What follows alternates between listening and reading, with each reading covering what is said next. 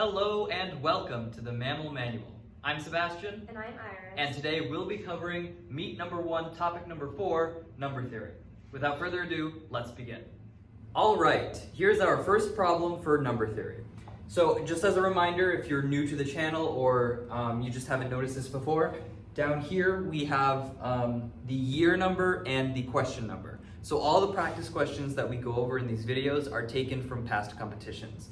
This particular problem was from 2010 and it was question 1 of number theory. So this here is just for your reference to know where we are getting our problems from. All right, let's begin solving this problem. What is the least positive integer that must be added to that number so that the sum will be divisible by 33? So this is a divisibility rule problem, and these are quite common on number theory. So it's important to know some divisibility rules and to be able to apply them to situations like these. So in this case, something will be divisible by 33 when it's divisible by 3 and 11. So it needs to be divisible by both 3 and 11 because 3 times 11 is 33. 3's divisibility rule is easy. Okay, we take a number, let's say we have the number 297.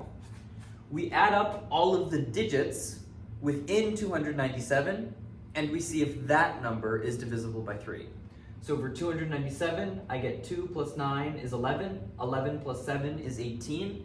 And so we see, well, is 18 divisible by 3? Yes, 18 divided by 3 is 6. And for some reason, if we didn't know that 18 were divisible by 3, we could technically carry out the process again. We get that 1 plus 8 is equal to 9, and 9 divided by 3 is 3.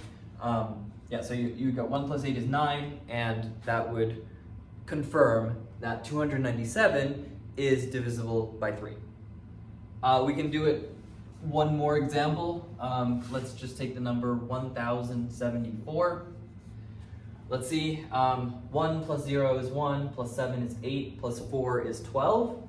And we know that 12 is divisible by 3, so we know that 1074 is also divisible by 3. So that's the divisibility rule for 3. That's pretty simple. Now the divisibility rule for 11 is a little bit trickier. It's not something that you learn. So normally you learn the divisibility rule for 3 in just like your standard middle school math class. You don't necessarily learn 11. So let's learn it together now. So let's say we have the 4-digit number A, B, C, D. Okay? And it works for any number of digits, but I'll just use 4 to exemplify it here. So we're going to treat this rightmost digit as positive, and then we'll do an alternating pattern. So we'll go positive, negative, positive, negative. So we'll add B plus D, and we'll subtract A, and we'll subtract C. If this answer is divisible by 11, then this number is divisible by 11. So it's similar to the sum of the digits, but you have to make sure you're careful with the signs. You add the alternating digits. So you add this ones place and the hundreds place and then the 10,000s place and so on, and you subtract the tens place and the thousands place and so on and so on. So you just need to be very careful with the signs there. So we can do a few examples. Let's just do the number 1091, and I'm not sure if this is divisible or not. So let's test. 1091, so let's do positive, negative, positive, negative. So we'll add 1 plus 0, and we'll subtract negative 9, or we'll subtract 9 and we'll subtract 1. So we get 1 minus 9 is negative 8, minus 1 is negative 9. So that would not, in fact, be divisible by 11. And it should, in fact, leave a remainder of 2. Because negative 11 is divisible by 11, and negative 9 is 2 more than that, so it should leave a remainder of 2. So let's check that. Let's just do, so if I think it's a remainder, it leaves a remainder of 2, then I'm saying that it should be 1089 divided by 11 is a whole number, and then we add 2 to that, or we have a remainder of 2 there.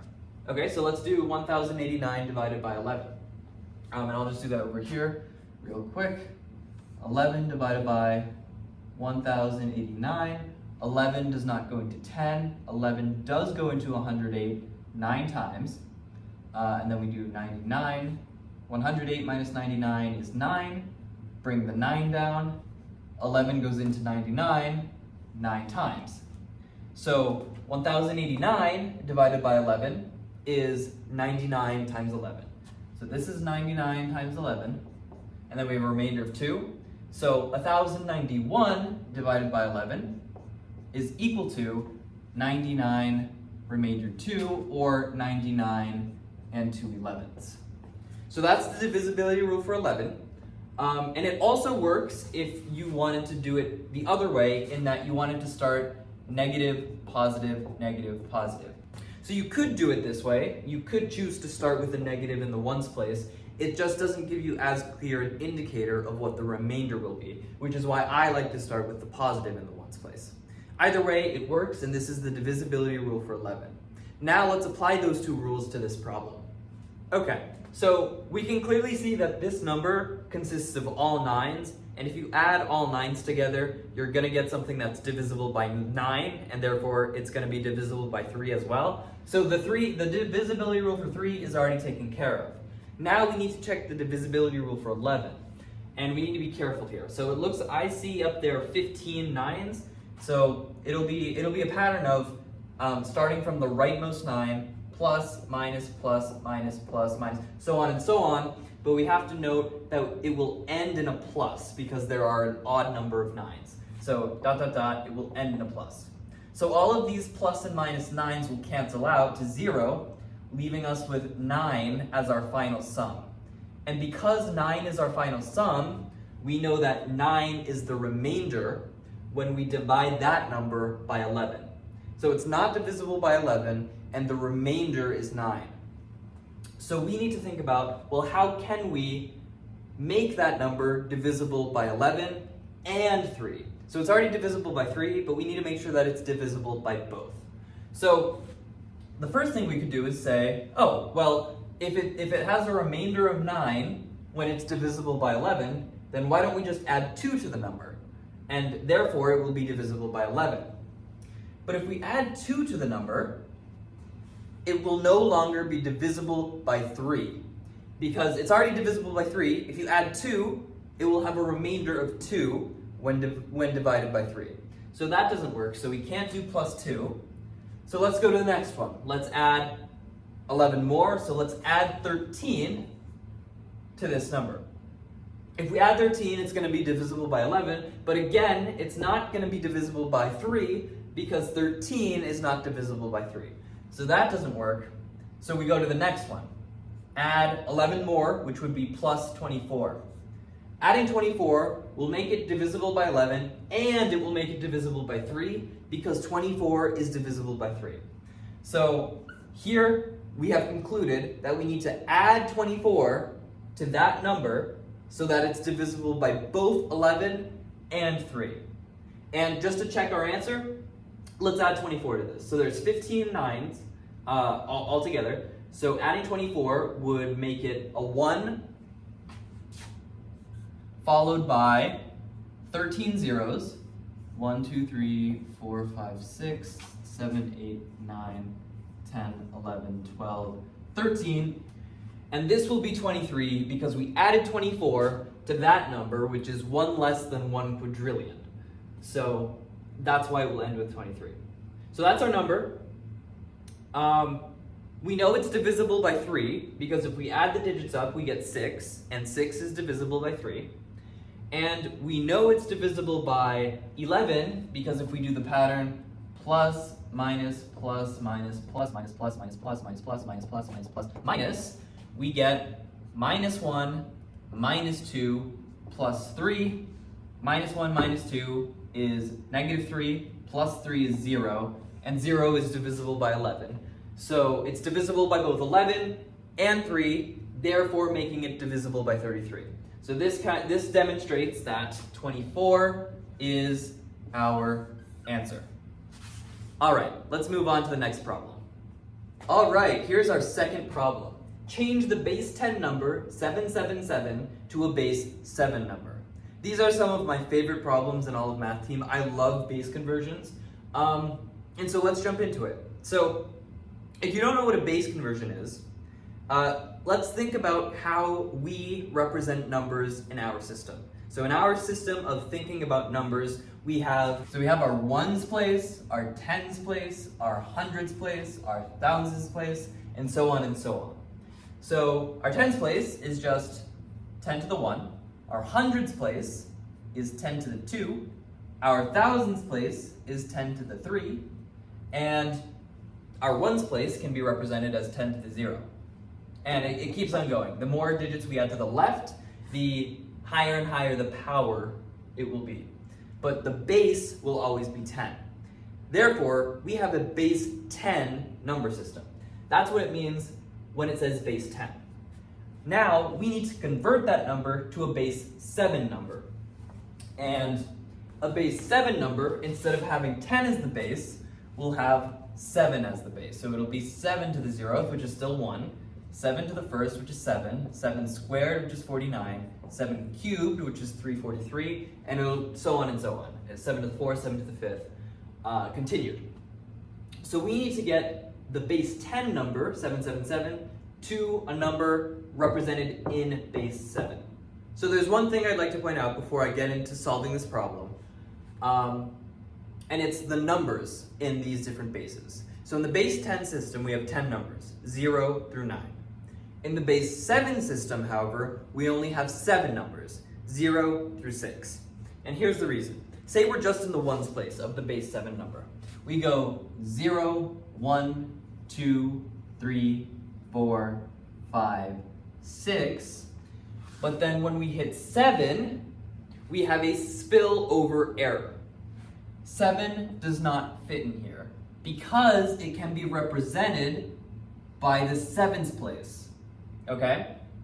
So instead of writing 7, we write 10.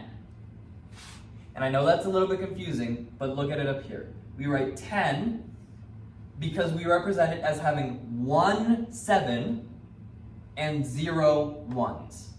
If we have 1 7 and 0 1s, we have the number 7. If we have 1 7 and 1 1, we have the number 8.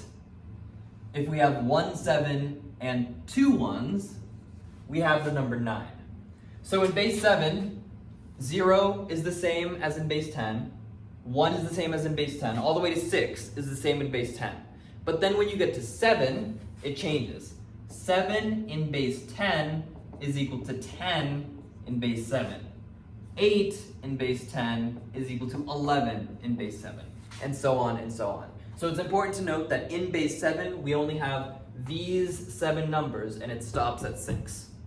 All right, now we can get into actually solving this problem. So the first thing that I'm going to want to do is to find to what place am I going to go in base 7. We don't need a number that exceeds 777. We need to find the place value that is equal to or less than the number in base 10. So if we do this, we have 7 to the 0 is 1, 7 to the first power is 7, 7 squared is 49, 7 cubed is 343, and 7 to the fourth power is 2401. So we know that 2401 is too high. We're not going to need to go that high. We'll have 0 2,401s. But we will have a certain number of 343s. So that's where I want to get started. So I have to fit a certain number of 343s into 777. And I noticed that I can fit 2 into 777. If I multiply 343 by 2, I get 686. If I were to multiply it by 3, by 4, by 5, it would get too high. 686 does fit into 777 though. So I'm going to subtract 777 by 686, and I will get 91. I will get 91. And so that's what remains. 91 is what remains. Okay, and now I can represent it as having 2 7 cubes, or 2 times 343. So that's where I'm at so far. And now I need to continue the process. how many 49s fit into 91? Well, if I multiply 49 by 2, I'm going to get 98, and that's too high. So only one 49 fits into 91. So I'll represent that up here by writing a 1. And 91 minus 49 is equal to 42. All right. Now the question is, how many 7s fit into 42? And that one divides evenly. 6 7s fit into 42. So 42 minus 42 is 0. I'm left with 0, so I don't need to add any 1s. So I have 0 in the 1's place. So that's how we convert 777 base 10 into a base 7 number. So our answer is 2160 base 7, and we represent it with that subscript right there. Technically, I don't think you need that because it's telling you to put it into a base 7 number, but just to be absolutely clear with what base we're dealing with, I always like to put that subscript there. So our answer is 2160. And if you wanted to confirm that answer, you can just redo the process. We have 0 1s, 6 7s, 1 49, and 2 343s. And if you were to do all of that multiplication and addition, you would get back to 777 where we started. All right, let's move on to the next problem. All right, our last three-pointer of the video. There is a positive prime number that is a factor of the sum of any 3 consecutive positive integers. What is the factor? So there are 2 ways to approach this problem. You could just add consecutive integers, consecutive positive integers, and see what the prime factor is, or you could do it algebraically.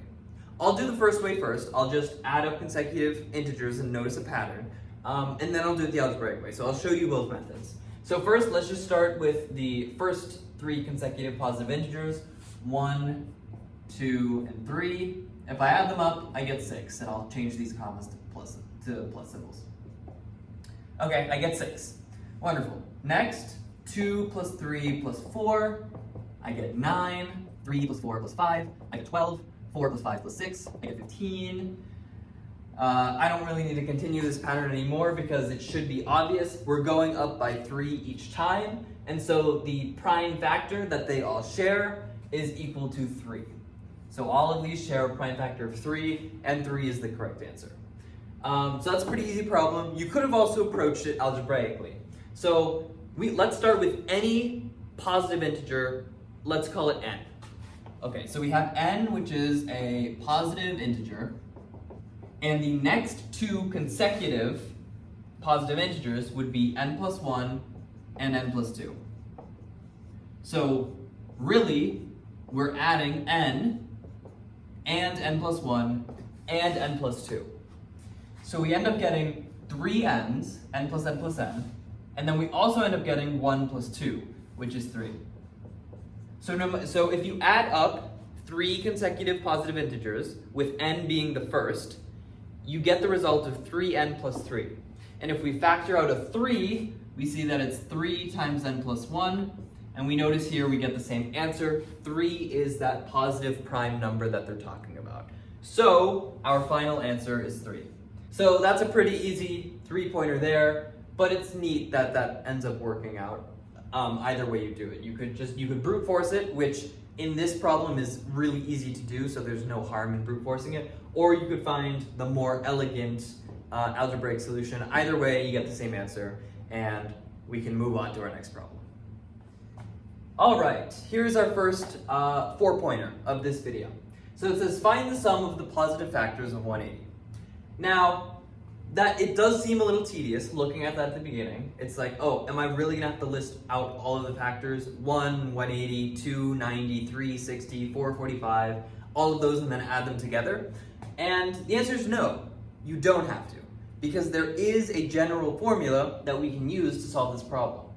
Now, the way that this general formula is derived isn't too complicated. I'm just not gonna cover it because it would take roughly 5 to 10 minutes, and I think that that's something that you should explore on your own, but for the purposes of this problem, it's more important that you know the formula than you know how to derive the formula, because MAML is not a competition where you show your work.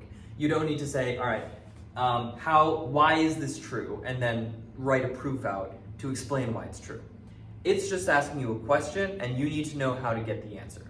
And so you need to know this formula. You don't need to know how to derive it, but it's cool if you know how to derive it because it is a cool formula. So here's the formula. Let's say we have a number n whose prime factorization is x to the a times y to the b times z to the c. The sum of the factors will be as follows.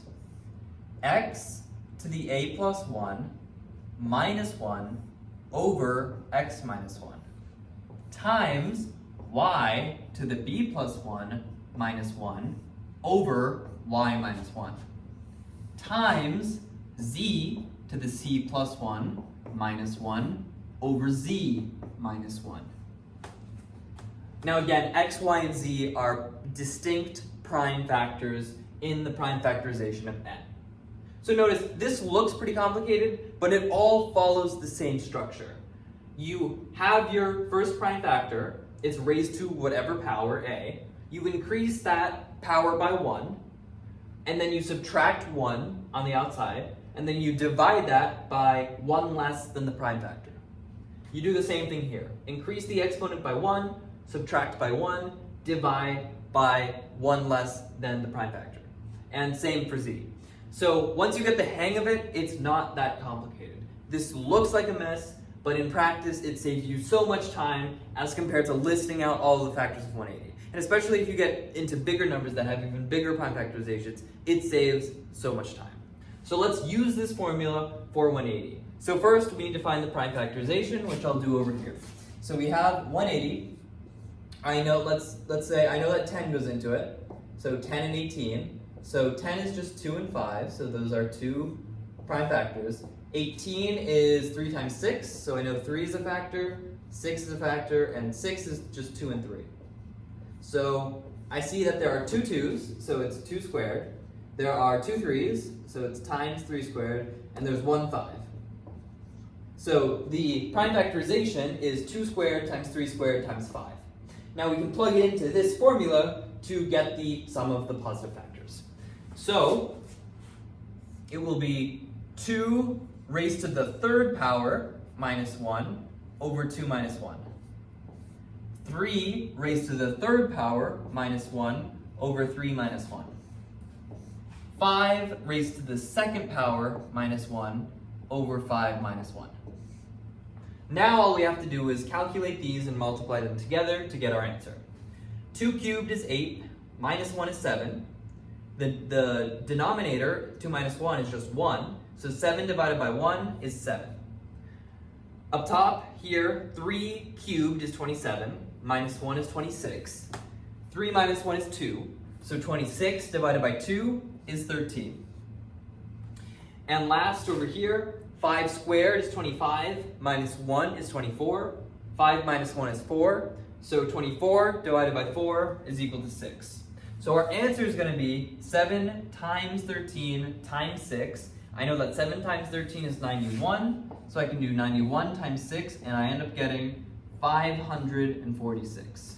So our answer is 546. Now I could have added up all of the factors of 180 by finding all of those factors manually and just adding them up. That would work, but this formula is generalized. It works for all numbers, and it's much more efficient than writing out all those factors, especially as you get bigger and bigger numbers. So this is a much better way to memorize. I highly recommend you memorize it, and maybe just do some practice problems on your own by picking random numbers that have pretty big prime factorizations. And note that you can have more than what's up here. Like you could have a times w raised to the d. You can have more prime factors there. I just showed 3 because this problem has 3, and most problems that they give you will only have 3 prime factors. Okay, with that out of the way, let's move on to the next problem. All right, next problem. Find the number of digits in the number that results from the expansion of the following product. 5 raised to the 2012 times 2 raised to the 2021. Now those numbers are absurdly large. Even if you had a calculator on this section, if you inputted that into your calculator, you would not get an answer The calculator would have an overflow error, just because those numbers are so big. So looking at that, it seems kind of crazy that MAML wants you to, or expects you to know how to calculate that product. But this is where we need to remember some exponent rules that we have. So, here it is. If a raised to the x power is multiplied by b to the x power, that is equivalent as writing a times b to the x power. Now let's convince ourselves that this is true. Let's say we had 2 to the third power and we were multiplying it by 3 to the third power. Now, 2 cubed is 8, 3 cubed is 27, so 8 times 27 is equal to 216.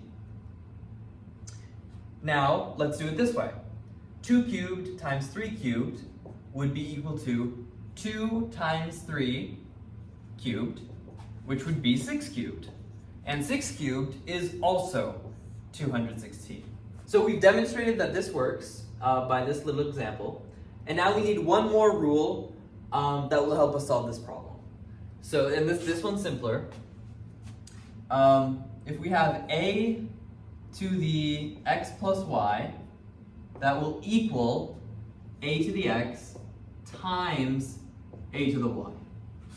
So for example, if we had 2 raised to the 2 plus 3, well, that's equal to 2 to the 5th power, which is 32.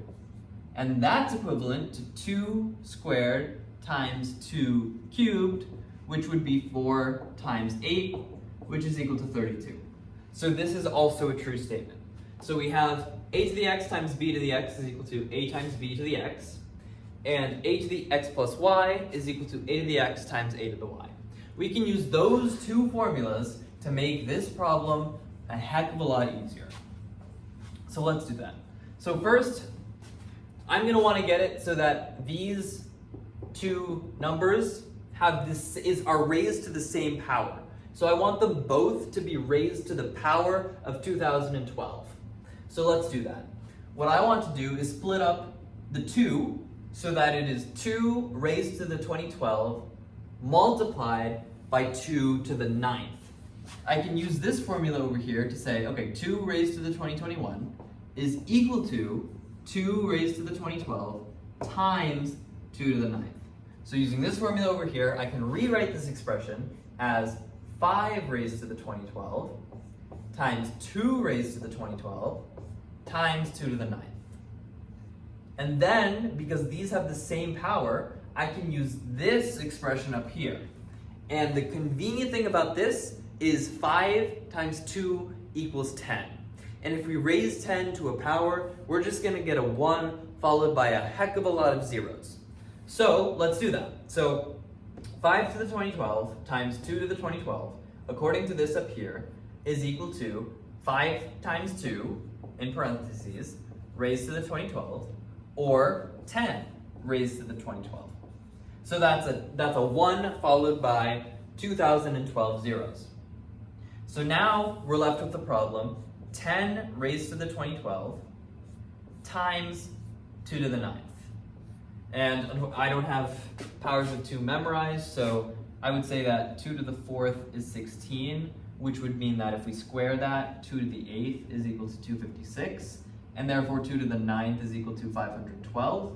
So we can say here that 2 to the 9th is 512, and then we have 10 raised to the 2012, which would be a 1 followed by 2012 zeros.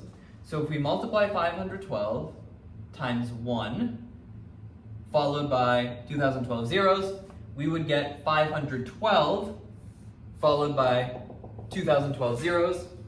And 512 is 3 digits, so the 3 digits plus the 2012 digits would get us 2015 digits, which is our answer. That looked tough originally, but with these two exponent rules, we can make it a whole lot easier. And we did. All right, with that out of the way, let's move on to the next problem. All right, for our last 4-pointer of the video, find the sum of the positive integers less than 100 with an odd number of factors. Now that is a key detail in this problem. An odd number of factors. What numbers have odd numbers of factors? Well, normally when we think of splitting numbers into factors, we split them into factor pairs. So for example, 20, we would split into the factor pairs 1 and 20, 2 and 10, and 4 and 5. The only way for a number to have an odd number of factors is if one of these factor pairs contains the same number. And if a factor pair contains the same number, then it must be a square number that we are factorizing. For example, 36, we would have 1 and 36, 2 and 18, 3 and 12, 4 and 9, and then 6 and 6. But 6 and 6 don't count as two separate factors. It only counts as one factor. So therefore 36 has an odd number of factors and in fact has 9 factors. So the only numbers with an odd number of factors are square numbers. So, and it says square numbers less than 100, so all we have to do is add up the square numbers less than 100. And that will include 1, even though it technically only has one factor, but one factor is still an odd number, so this counts. So we would do 1 plus 4 plus 9 plus 16 plus 25 plus 49, oh, let's not skip 36, plus 49 plus 64 plus 81. We will not include 100 because it says less than 100. So 1 plus 4 plus 9 would be 14, 16 plus 25 would be 41, 36 plus 49 would be 85, 64 plus 81 would be 145, 14 plus 41 would be 55, 85 plus 145 would be 230, whoa, 230, and 55 plus 230 would be 285. So the answer to this problem is 285. That was a quick one, which is good because now we are moving on to our 5 pointers. All right, here's our first 5-pointer of the video. The product of any two of the numbers 30, 72, and z is divisible by the third. What is the smallest possible integer z with this property? All right, so this is a little bit more complicated than it might originally seem. We have to consider 3 different cases. We have to consider when 30 and 72 are multiplied together, and then we divide that by 7, or by z, excuse me. 30 times 72 divided by z. We have to do 30 times z divided by 72, and then we have to do 72 times z divided by 30. So let's consider all of those cases. So let's do 30z divided by 72. Let's do that first. So, what is the smallest integer z could be in this case? Well, it will be helpful for us to think about it in terms of prime factorization. 30, if we prime factorize 30, we would get 2 times 3 times 5. For 72, we would get 8 and 9, which would be 2 cubed and 3 squared. So we have 2 times 3 times 5 divided by, and times z, we don't know what z is, divided by 2 cubed times 3 squared. For this to be a whole number, z has to get 30 to contain 2 cubed and 3 squared. Right now, 30 only contains 1 2 and 1 3. So z needs to have 2 more 2's, 2 squared, and it has to have 1 more 3. And then, so 2 squared times 3 is 12. So if we do 30 times 12 divided by 72, we would get 360 divided by 72, which is 5. So we know that z has to contain 2 squared and 3. We don't know, it might need to contain other prime factors, we don't know yet, but we know for sure that z must contain 2 squared and 3. Now let's consider the next case. Let's consider 72z divided by 30. In this case, we have the same prime factorizations but reversed. So we have 2 cubed times 3 squared times z divided by 2 times 3 times 5. So 72 already contains more 2's than it needs and more 3's than it needs, but it does not contain a 5. So z needs to contain a 5 for this to be divisible into a whole number. So over here we can say that z must also contain a 5. So far we have z being 2 squared times 3 times 5, which would end up getting us 60. So that satisfies the first two cases, and all we have to do now is confirm that it satisfies the third case, where 30 times 72 divided by 60 is a whole number. And that one's easy, because 30 is half of 60.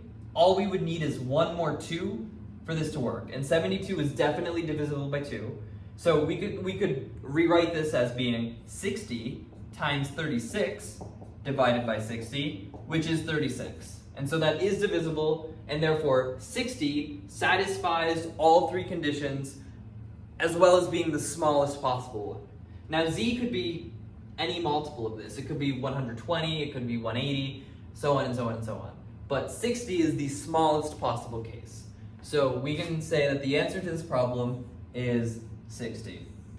You just need to be careful here because you need to consider all the possible cases. When I solved it first, obviously I didn't have this in competition, this was in 2010, but when I looked at this problem for the first time, I think I got an answer of 12 because I only considered one of the cases, but you need to consider both of the cases, so or all three of the cases. So 60 is your answer, not 12. All right, let's move on to the next problem. All right, our second to last problem of the video. This one's a really fun one. I already told you in the beginning of this video that I love base conversions. This one is a base conversion with variables, so it's just a very elegant solution. I really enjoy it. So let's just get into it.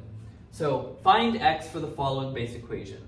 212 base x plus 264 base 2x is equal to 166 base 3x.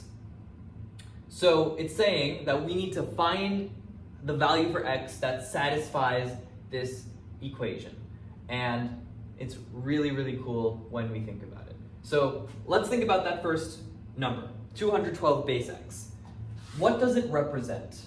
Well, if we remember the previous base conversions that I was doing, a normal number in base 10, the ones that we're accustomed to, like 300, let's just say 351, would be 1 10 to the 0, 5 10 to the 1, and 3 10 squared. So we have 1 1, 5 10s, and 3 100s. In this case, where it's base x, we just have a general formula, where we have 2 x to the 0, or just, 2 1s. We have 1 x to the 1, or 1x, and we have 2 x squareds. So 212 base x can be rewritten as 2x squared plus x plus 2. So we're finding a quadratic based on this expression, and that's really, really cool. So let's do it for the next one. I'll get rid of our 351 example, and we can do 264 base 2x. So we have 4 1s, so it's 2x raised to the 0. We have 6 2x's, 2x raised to the first power, and we have 2x squared. But we have to be careful because we're squaring 2x. We're squaring both of them. So 2x squared would end up being 4x squared because we also need to square the 2. So this expression would be 2 times 4x squared, which would be 8x squared, 6 times 2x, which would be 12x, and then 4 times 1, which is 4. So on this side of the equation, we get 2x squared plus x plus 2 plus 8x squared plus 12x plus 4. We end up getting 10x squared plus 13x plus 6 on this side of the equation. Over here, the 166, so we have 6 ones, or 6 3x raised to the 0. We have 6 3x to the first power, or just 3x. And we have 1 3x to the second power. Now again, 3x squared is not 3x squared because we also need to square the 3. So it ends up being 9x squared. So this expression over here, we get 9x squared plus 6 times 3x, which is 18x, plus 6. So we can say that 10x squared plus 13x plus 6 is equal to 9x squared plus 18x plus 6. And they made this problem nice for us because I noticed that we have a 10x squared over here, a 9x squared over here. That's going to cancel out to a single x squared. So that's a really nice problem. So if we subtract everything on this side over here, we get x squared, and then 13x minus 18x is minus 5x, and the 6 minus 6 cancels that too, so we're left with 0. So we just get x squared minus 5x is equal to 0, and we can factor this one easily by taking out an x. We get x times x minus 5 is 0, and therefore x belongs to the set of 0, 5. Now, we need to make sense of this, because it says find the x, so we can presume that there's only one x, but they might be tricking us with the wording. There might be multiple values of x. However, 0 is not a viable answer, and the reason for that is 0 cannot be a base. Base 2 is the lowest that there is, because base 1, if you did the ones place, the ones place, the ones place, the ones place, the ones place, the ones place, that wouldn't mean anything. Every place would just have a value of 1, so that wouldn't work out. Similarly, it doesn't make sense with zeros, because 0 to the 0 is 1, but then 0 to the first power is 0, and it doesn't make sense. It doesn't represent numbers in any way. So 0 can't be an answer, and therefore 5 is our only answer. So we have solved for x, and we have found that x is equal to 5. Oh, I just love that problem. All right, with that out of the way, let's move to our final problem of the video. All right, last problem of the video. Of the distinct 2-digit prime numbers ending in 7, find the pair whose sum has the greatest number of factors. Okay, so first order of business, let's find all of the distinct 2-digit prime numbers that end in 7. So that would be 17, 27 is not prime, 37 is prime, 47 is prime, 57 is not prime, 67 is prime, 77 is not prime, 87 is not prime either, so 97 is prime though. So these are our 5 prime numbers, 17, 37, 47, 67, 97. And now I'm going to find the sum of all of them. And the easiest way to do that is kind of make a table. So I'm going to make a table of 17, 37, 47, 67, 97, and then down here I'm going to make a similar table, 97, 67, 47, 37, 17. So let's add those all up. So we get 194 here, we get 154 here, and notice what I'm doing is I'm adding the 97 to the 97 here, I'm adding the 97 to the 67 here, and I'll keep on doing that. So I get, and excuse me, it's not 154, it's 164. Okay, so 97 plus 47 is 144, plus 37 is 134, and then 114. This will be a repeat, 164, this gets us 134, this gets us 114, this gets us 104, this gets us 84, 144, 114, oh, we got that one mistake, 94, 84, and 64, okay. Where's that 93rd? Yeah, it's the third. I have that one. 1 more. Yeah, that'll be 4. Okay.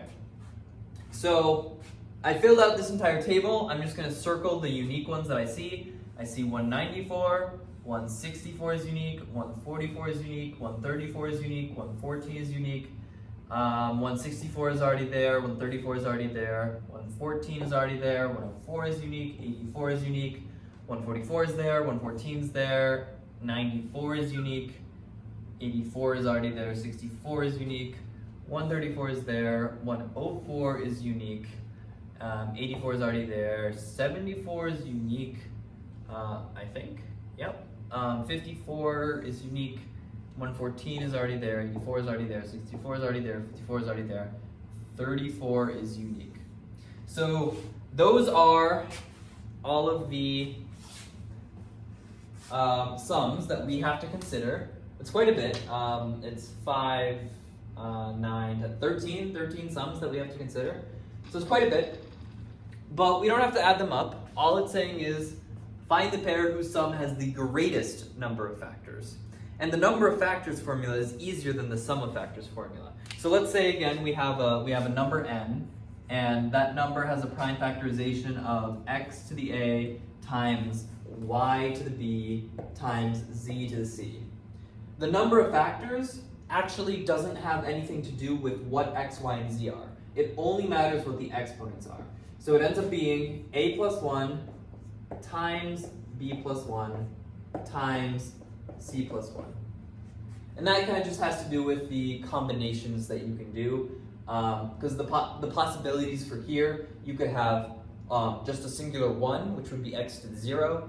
And you can go all the way up to x to the a. So for example, if a is 2, then the possibilities for here could be x to the 0, which would be 1, x to the 1, which would be x, or x squared, which would be x squared. And that's 3 possibilities. So the amount of possibilities for this is always 1 more than the exponent. Anyway, that's a brief explanation on why this works, but you don't have to know why it works, you just have to know that it does work. So if you want to memorize this, this is the number of factors formula, where it's just the exponents increased by 1 and multiplied together. Okay, so let's do that quickly for all of these numbers. I know that it's gonna have to be one of the bigger numbers. It doesn't have to be the biggest number, but it's going to be one of the bigger numbers here. And in fact, just looking at this, it's probably gonna be 144, because that's a square number that's pretty high up there. So it's gonna have tons of factors, it's gonna have tons of 2s and 3s. So I think that's gonna be the answer, but we can confirm it by doing everything out. So 34 is equal to 2 times 17. So that's just 2 to the first times 17 to the first. So that's just 2 times 2, or 4 factors. 4 factors. Okay, 54.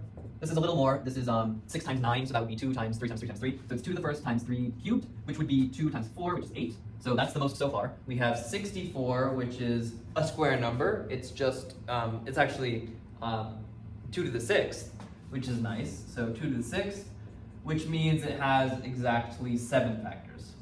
And notice this connects to an earlier part of our video where we said that square numbers have odd numbers of factors. Okay, so that has 7 factors. Moving on, 74 is just 2 times 37, which would just be 4 factors. We have 84, we have 94 though. Oh wait, do we have 84? Oh, yeah, we have 84. Sorry, missing 94. So we have 84, so that would be 7 times 12, which is 2 times 2 times 3 times 7. So 2 squared times 3 times 7, which would be 3 times 2 times 2, which is 12. So 12, that's the most amount of factors we've had so far, 84. 94 is 2 times 47, which is equal to, that's just 4 factors again, so that's a little one. We have 104, which is equal to, it has 8 in there, so 2 cubed. 2 cubed times 13, 2 cubed times 13, which would be 4 times 2, which is equal to 8. So that has 8 factors. 114 would be 2 times 3 times 19. I think, yeah, 2 times 3 times 19, which would be 2 times 2 times 2, which is 8, so that also has 8 factors. We're getting a lot of there, so I'll come over here now. 114, 134 is just 2 times 67, and so that's just 4 factors. 144 is the meaty one. So that's 12 times 12, so that would be, and 12 is 2 squared times 3, so it would be 2 squared times 3 squared, so that would be 2 to the 4th power times 3 squared. So yeah, 2 to the 4th power times 3 squared, so that would be 5 times 3, which is 15, and again, that's going back to the fact that square numbers have odd numbers of factors. And 15, I can almost guarantee you that that's going to be the answer, because I don't think we're going to get a number with more factors than that. We have 2 more to test, 164 and 194. So 164 is equal to 4 times 41, so 2 squared times 41, which is equal to 3 times 2, which is equal to 6 number of factors, or 6 factors. And 194, which is equal to 2 times 97, So that only has 4 factors. So yes. After all of that testing, 144 is the sum that has the greatest number of factors, and it says to find the pair.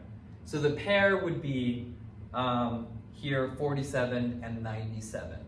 So the answer is 47 and 97. Okay, perfect. That was our answer. That's a lot of work. If you had made this cross product here, or this table here, you would notice that 144 is the logical answer just because it's a square number that's big. But if you wanted to confirm that you're correct, you could test all of this out. I did this mainly to show you how the number of factors formula works. But after this, you could have probably told that, you could have probably figured out that 144 was the answer. All right, that was it for the last problem of the video. All right, after those lengthy 9 problems, that was our entire video on number theory. Thank you for watching. I'm Sebastian. And I'm Iris. And we are the MAML Manual.